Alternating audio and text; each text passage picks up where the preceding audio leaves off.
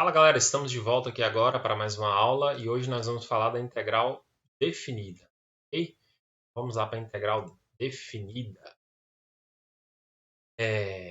A diferença entre a integral indefinida e a integral definida está no intervalo de integração. A integral indefinida a gente não definia intervalo nenhum. Ela era uma integral genérica para aquela função. Tanto é que a gente acrescentava um mais c, né? A integral indefinida ela fornece uma função genérica porque a gente colocava ali a integral, que era a antiderivada daquela função, colocava no final mais c.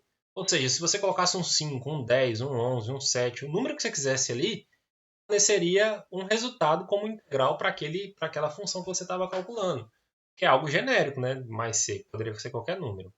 Já na integral definida, isso não vai acontecer. Na integral definida, após a gente calcular lá a minha função, eu não vou colocar um mais c, eu vou substituir aquele valor, aquela função que eu encontrei como resultado, eu vou substituir por dois pontos específicos, definidos, para um intervalo de integração. Como é que é esse intervalo? Ele é assim, ó. Tem lá uma função que ela é contínua, derivável ali, integrável no intervalo AB. AB, esse intervalo é de intervalo de dois números, tipo de 0 a 5, de menos 2 a 10. Tem um intervalo lá que a função está lá dentro. Então, a integral definida ela vai ser escrita dessa forma, um número embaixo A e um número em cima B, onde o menor número fica embaixo e o maior número fica em cima. Então, essa é uma integral definida de A até B. Ok?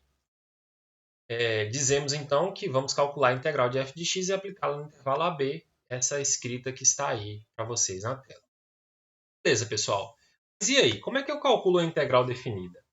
Tem um teorema que ele é chamado de teorema fundamental do cálculo, que nos diz o seguinte: se eu tenho uma função que ela é contínua no intervalo AB, eu estou chamando ela de f minúscula, né? F de x. Eu tenho que f maiúscula é a primitiva de f. Primitiva é a mesma coisa que a integral, a antiderivada, tá?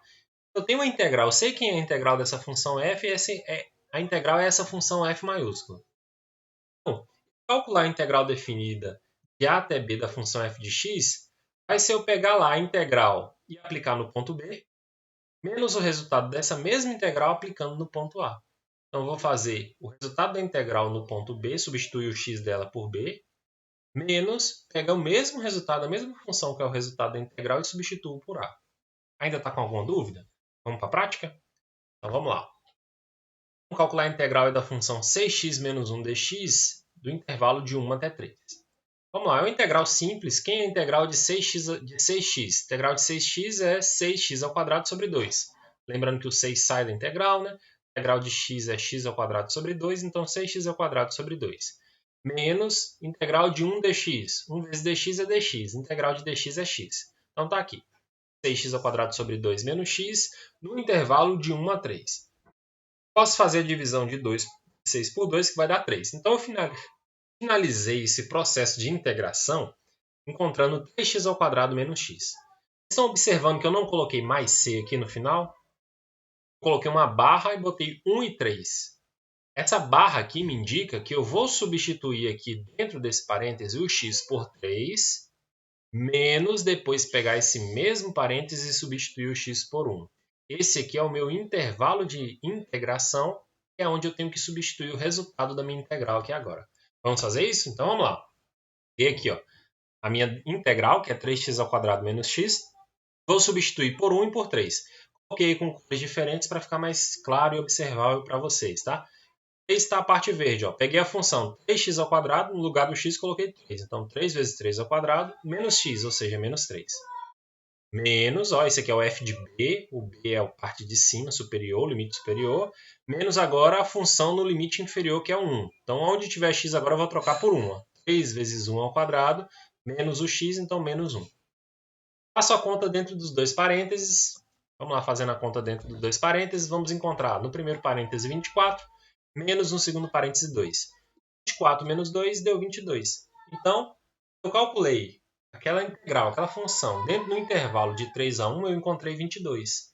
Traduzindo, gente, a integral então, definida de 1 a 3 de 6x menos 1 dx é igual a 22. Estão vendo a diferença aí para a integral indefinida? Não ficou uma função como a resposta, deu um número como resposta, o número 22. Vamos para a próxima. Exemplo 2. Vamos calcular a integral de cosseno de θ de θ do intervalo de 0 a π sobre 2. Talvez muitos de vocês não saibam, né, mexer, manipular as funções trigonométricas, calcular o cosseno de um ângulo.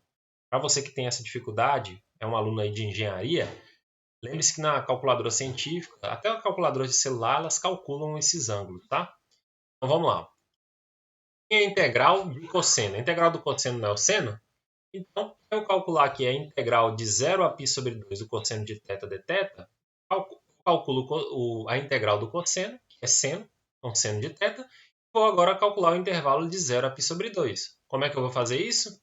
Vou lá e pego o seno de π sobre 2, substituo o θ por π sobre 2, né, que é a minha incógnita que é o θ, é o ângulo, né, menos o cosseno do zero. Então, eu substituo o θ pelo zero, que é de 0 a π sobre 2, é meu limite de integração. O seno de π sobre 2, que é o seno de 90 graus, é igual a 1. E o cosseno de... Desculpe, e o seno de zero, que eu coloquei cosseno, mas é seno, tá, gente?